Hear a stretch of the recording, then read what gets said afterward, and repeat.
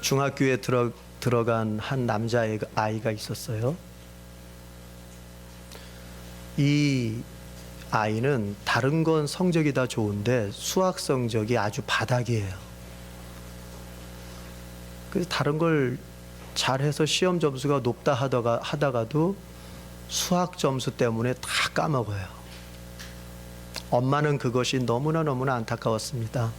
그래서 이 아들의 수학 점수 좀 올려보겠다고 과외도 시켜보고 좋다는 학원에도 좀 보내보고, 그런데 효험이 별로 없어요. 엄마가 생각하기를 이 아이가 종교를 좀 가지면 좀 달라지려나 싶어서 교회가 운영하는 학교에 전학을 시켰어요. 전학한 지 첫날, 이제 그 아이가 학교에 갔다가 집에 돌아왔습니다. 애가 돌아오자마자 엄마에게 인사하는 것도 있고 자기 방으로 가더니 수학책을 탁 펼치더니 수학 공부에 집중을 하는 거예요. 그러기를 하루, 이틀, 일주일. 엄마는 놀랬어요. 애가 수학이라면 기겁을 하는 애인데 이제 학교에서 돌아오면 수학만 하는 거예요. 밥 먹는 시간, 잠자는 시간만 빼고 앉았다 하면 수학만 공부하는 거예요. 그래서 엄마는 궁금했어요. 도대체 얘가 왜 이렇게 바뀌었나. 그러나 공부에 열중하는 아들을 방해하고 싶진 않아서 좀 더 기다려 보며 지켜봤습니다. 며칠이 지났어요. 그 아이가 집에 돌아와서 성적표를 딱 테이블에다 올려놓더니 또 자기 방으로 가서 또 수학 공부를 하는 거예요. 엄마가 그 성적표를 펼쳐보니까 엄마의 평생 소원이었던 수학이 100점이에요. 그러니까 엄마는 너무 기뻤어요. 그래서 그 아이를 찾아가서 아이에게 묻습니다. 얘야, 널 이렇게 만든 게 뭐였니? 수학 때문에 그렇게 고생하던 너를 수학 100점으로 바꿔준 게 도대체 뭐였니? 옮긴 학교가 마음에 드니? 아니면 너의 선생님이 너무나 좋은 분이니? 야, 네가 수학 100점을 맞으니 엄마는 너무나 기쁘다. 너를 이렇게 바꾼 게 도대체 뭔지 알고 싶구나. 그런데도 아이는 꼼짝도 않고 수학책만 바라보면서 수학을 풀고 있어요. 엄마는 사정을 합니다. 네가 수학 100점을 맞다니 이것은 꿈만 같은 얘기다. 너를 이렇게 바꾸는 게 도대체 뭐야? 그 아이가 이제 엄마를 향해 돌아앉더니, 그러나 얼굴은 굳은 표정으로 이런 얘기를 합니다. 엄마, 학교 현관에서 더하기 표시를 봤어요. 그런데 그 더하기 표시에 손과 발에 못 박힌 남자가 매달려 있더라고요. 그 학교는 수학만큼은 장난이 아닌가 봐요. 수학을 못했다가는 그 더하기에 못 박아서 매다나 봐요. 기독교 학교니까 아마도 십자가에 매달려 있는 예수님을 현관에 매달았던 것 같아요. 표시를 해뒀던 것 같아요. 그거를 보면서 이 아이는 수학 못하면, 더하기 못하면 저렇게 되는구나. 그래서 무서워서 매일매일 수학만 했다는 얘기입니다. 십자가를 바라볼 때, 십자가에 매달리신 주님을 바라볼 때 저마다 해석이 틀렸어요. 신비한 능력만을 쫓았던 유대인들은 십자가에 매달린 예수님이 그저 무능하게만 보였어요. 네가 능력이 없으니까, 그걸 이길 능력이 없고 그것을 네가 해치고 나갈 능력이 없으니까 십자가에 매달렸지, 무능하게 봤어요. 철학을, 지혜를 추구하는 헬라인들은 예수님이 무지했기 때문에 십자가에 못 박혔다고 봤어요. 지혜롭지 못해서, 피할 길을 찾지 못하고 오죽 무지했으면 잡혀서 십자가에 못 박혔겠는가. 무지했기 때문에 십자가에 못 박혔다고 봤어요. 그러나 어떤 사람들은 그 십자가를 볼 때마다, 십자가에 못 박히신 예수님을 볼 때마다 하나님의 은혜를 발견합니다. 자기를 향하여 부어지는 하나님의 그 끝없는 사랑을 발견합니다. 그 십자가를 바라볼 때마다 죄에서 자유를 얻은 자신의 자유를 발견하게 됩니다. 그 십자가를 볼 때마다 죽음 너머에 있는 영생을 바라보게 됩니다. 바로 그 사람들은 바울과 베드로를 비롯한 초대 교회의 그리스도인들이었어요. 오직 십자가와 그 십자가에 매달려 죽으신 예수님, 더 나아가서는 그 죽음을 이기시고 부활하신 예수님, 그 예수님을 바라보면서 삶의 모든 현장 속에서, 그리고 자신에게 닥쳐올 죽음의 순간조차도 두려움 없이 살았던 것이 우리 믿음의 선배들인 초대교회의 교인들의 모습이었단 말이죠. 인간이 가장 두려워하는 게 뭘까요? 역시 죽음의 사건 아니겠습니까? 그러나 십자가의 그 주님을 바라보고 그 죽음을 이기신 예수님을 바라볼 때 그리스도인들은 죽음조차도 두려워하지 않고 오히려 그 박해의 시대 때 잡히면 죽고 잡히면 심한 고통을 당하던 그 박해의 시대조차도 자기의 생명을 전혀 아까워하지 않고 오히려 생명을 내놓고 주 예수 그리스도를 전하며 살았던 그 사람들이 바로 그리스도인들이었어요. 여러분은 십자가와 십자가의 주님을 바라볼 때 무엇을 발견합니까? 더 나아가서 그 십자가의 죽음을 이기시고 다시 살아나신 예수님을 생각할 때 여러분은 그 부활에 대해서 어떤 생각을 가지고 있습니까? 오늘 본문은 베드로가 로마 군대의 백부장이었던 고넬료의 집에 찾아가서 복음을 전하는 장면입니다. 베드로는 설교를 시작하면서 제일 먼저 꺼낸 얘기가 하나님의 무차별성을 이야기합니다. 34절, 35절을 같이 읽어보겠습니다. 본문 34절, 35절 같이 큰 소리를 읽읍시다. 시작. 베드로가 입을 열어 말하되 내가 참으로 하나님은 사람의 외모를 보지 아니하시고 각 나라 중 하나님을 경외하며 의를 행하는 사람은 다 받으시는 줄 깨달았도다. 하나님의 무차별성을 이야기합니다.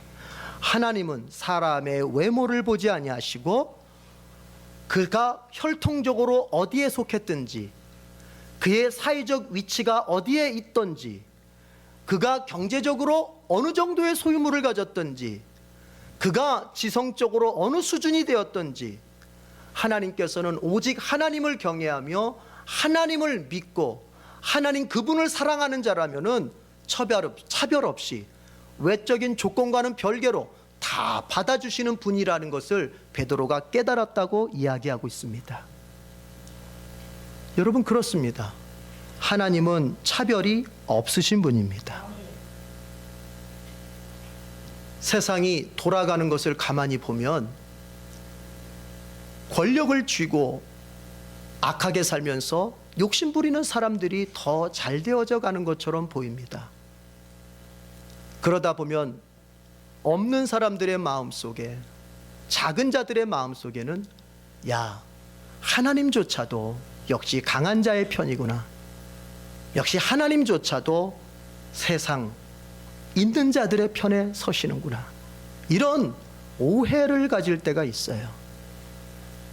심지어 나 자신에게는 유독 하나님이 차별하시는 것 같은, 남에게는 쉽게 열리는 길이 이상하게 나에게는 잘 안 열리고 남은 쉽게도 이루어가는 그 성취들이 하나님이 나에게만큼은 유독 주시지 않는 것처럼 유독 나만 차별하는 것 같은 그런 느낌을 가지고 사는 사람도 있습니다.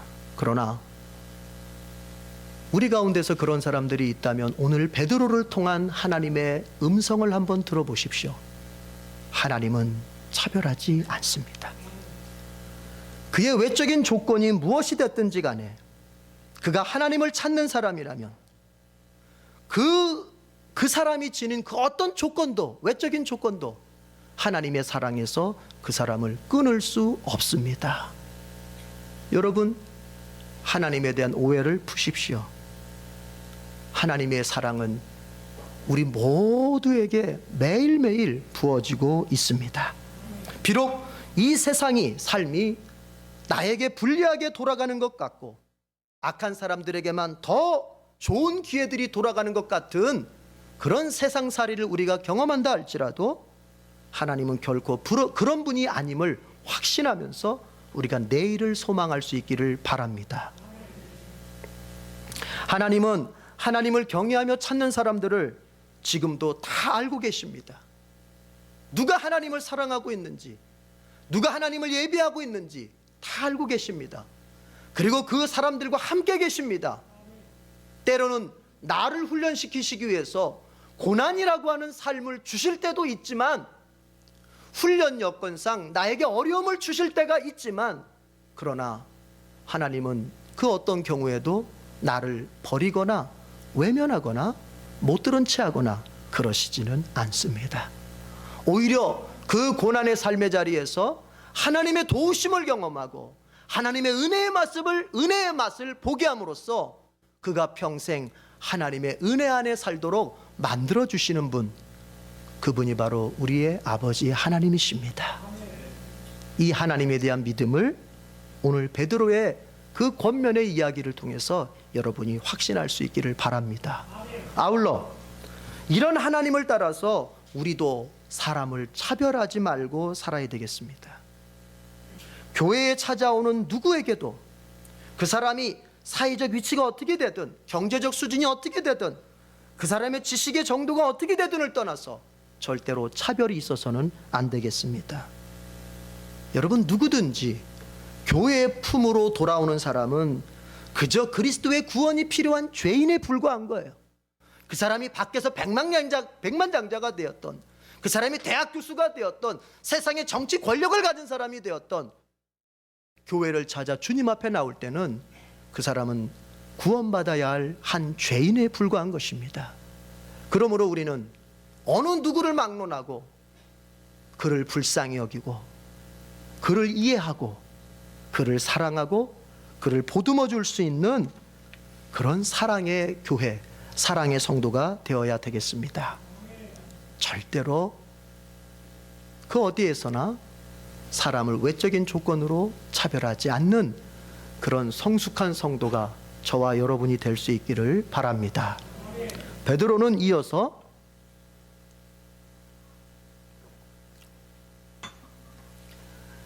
예수님께서 이 땅에서 행하신 사역의 내용과, 그리고 그 예수님께서 유대인들에 의해서 십자가에 못 박혀 죽었지만 하나님께서 다시 살려내셨다고 하는 그 점을 이야기합니다. 38절에서부터 40절까지 내용인데, 우리 38절만 한번 읽어보겠습니다. 38절 시작.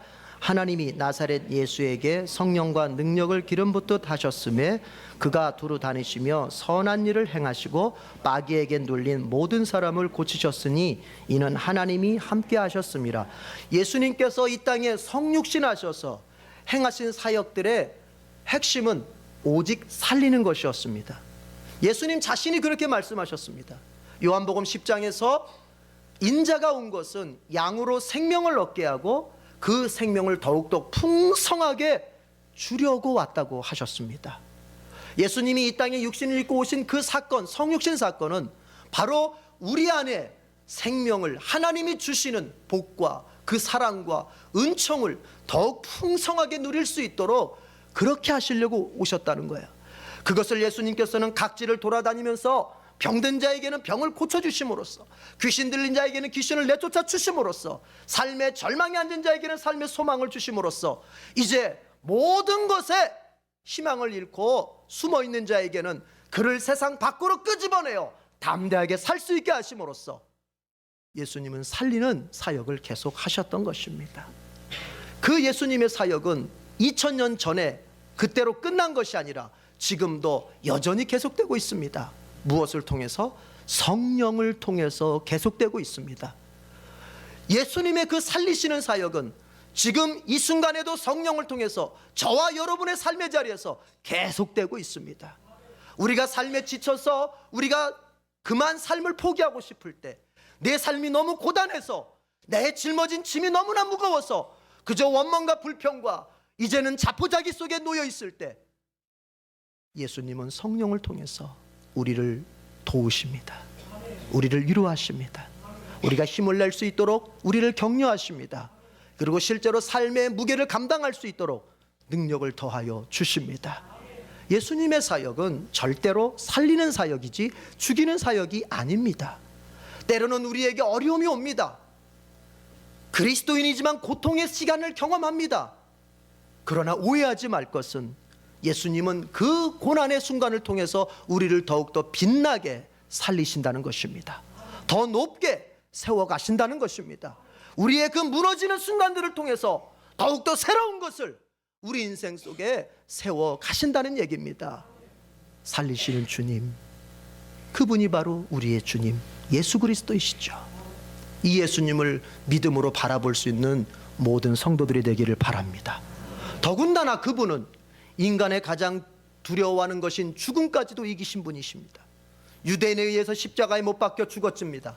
그러나 사흘째 되던 날 하나님께서는 예수님을 그 무덤의 죽음 속에 놔두지 않고 하나님께서는 다시 일으켜 세우셨습니다. 나무에 달려 죽었지만 하나님께서 그를 사흘 만에 다시 살려서 세상 가운데 나타내셨다는 것입니다. 여러분, 그것은 무엇을 말합니까? 사도 바울은 그것을 이렇게 표현합니다. 예수님의 부활은 우리 부활의 첫 열매다. 첫 번째 열매이니 두 번째 열매가 있고 세 번째 열매가 있고 계속되어 열매가 맺어질 것입니다. 그 주님이 죽음을 이기시고 부활하셨을 때 그것은 주님 자신만 부활하겠다는 소리가 아니라 이제 그 주님을 믿고 그 주님을 따라 사는 믿음의 사람들도 육신의 죽음을 죽은 후에 그것으로 끝나는 것이 아니라 그 육신의 죽음 후에 주님께서 신령한 몸, 새로운 몸으로 다시 부활시켜 주실 것을 약속하셨습니다. 예수님의 부활은 우리의 부활이요, 예수님의 승리는 우리의 승리입니다. 여러분, 이 믿음 속에 우리가 서야 되겠습니다. 지금 베드로는 고넬료의 가정에 모인 사람들에게 이 점을 얘기하고 있습니다. 아울러 베드로는 이렇게 그 설교의 마지막 부분을 장식합니다. 하나님께서 예수님을 사흘 만에 다시 살리신 다음에 이 세상 가운데 나타내셨는데 그것이 모든 사람에게 나타내신 사건이 아니고 오직 택함 받은 사람들에게만 나타내셨다는 거예요. 41절 다 같이 읽어보겠습니다. 40절 41절 읽어보겠습니다. 시작. 하나님이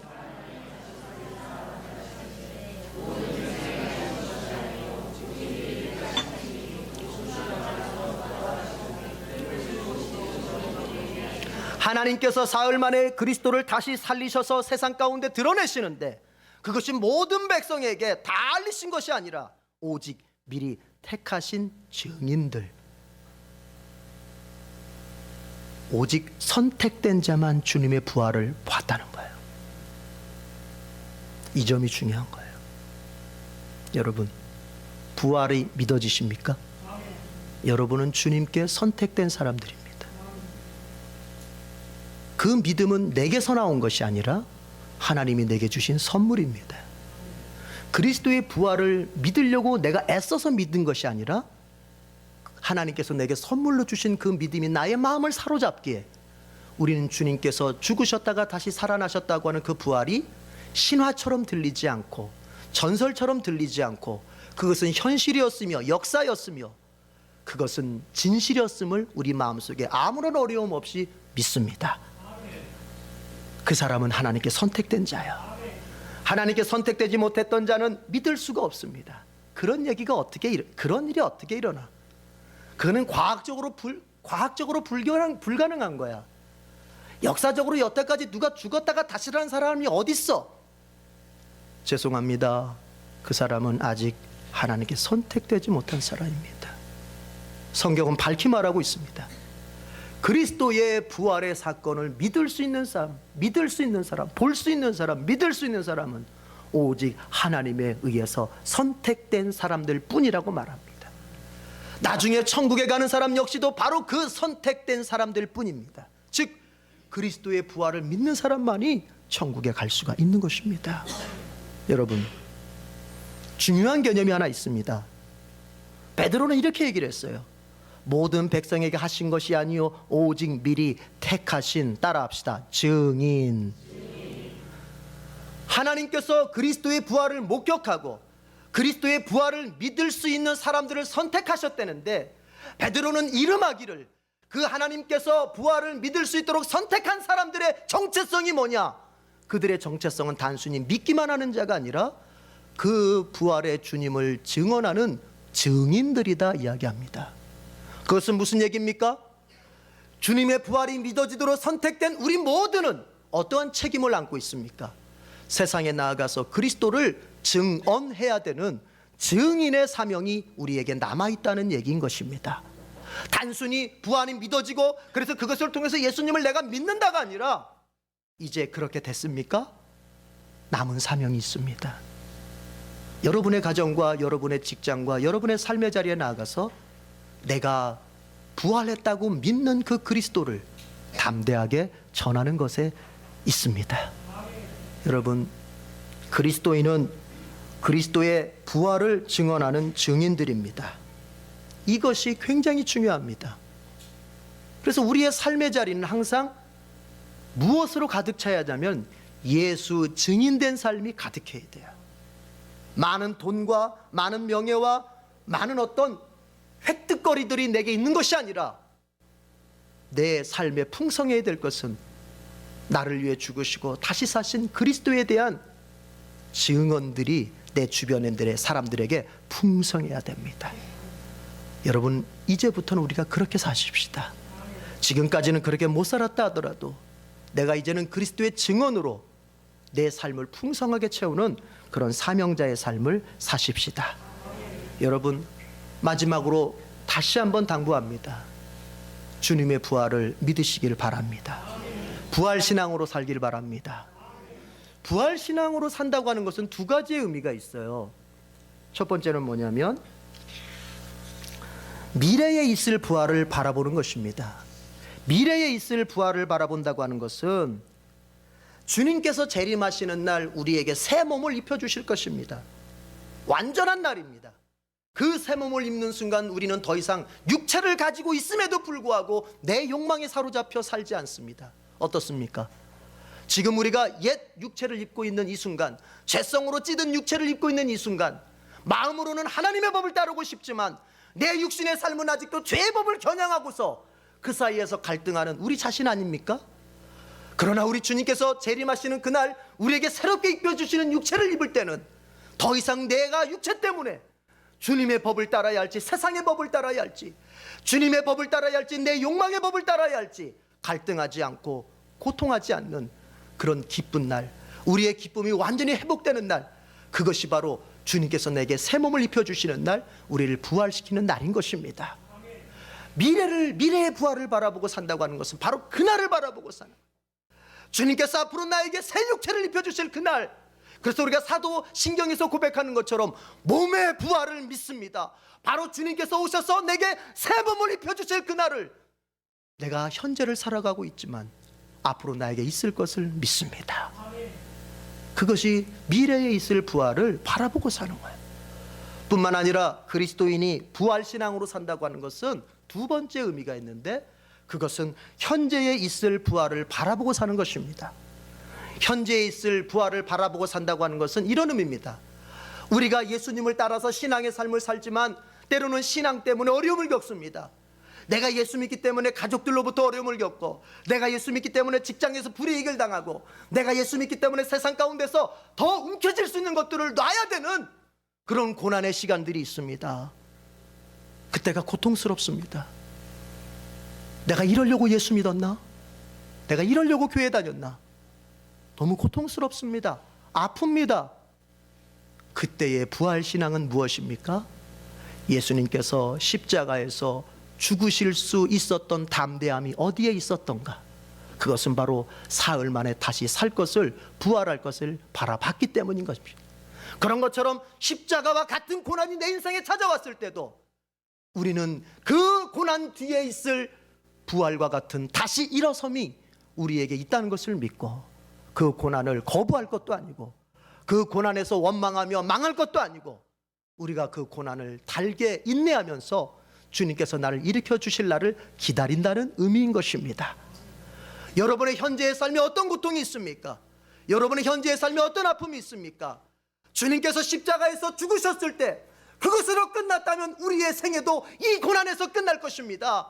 그러나 주님께서 십자가에서 다시 사심으로 승리하셨듯이 여러분의 그 고난의 끝에 반드시 주님께서 다시 일으켜 주시는 현실이 있을 줄을 믿습니다. 그것을 바라보는 거예요. 그것이 바로 현재에 있을 부활을 바라보고 사는 거예요. 이 부활신앙으로 우리에게 남겨진 인생을 살아가기를 축원합니다. 사랑하는 성도 여러분, 오늘 부활절입니다. 잊고 살았던 부활의 그 복을 다시 한번 오늘 하루만이라도 생각하면서 우리가 주님 앞에 나아갈 수 있기를 바랍니다. 기도합시다.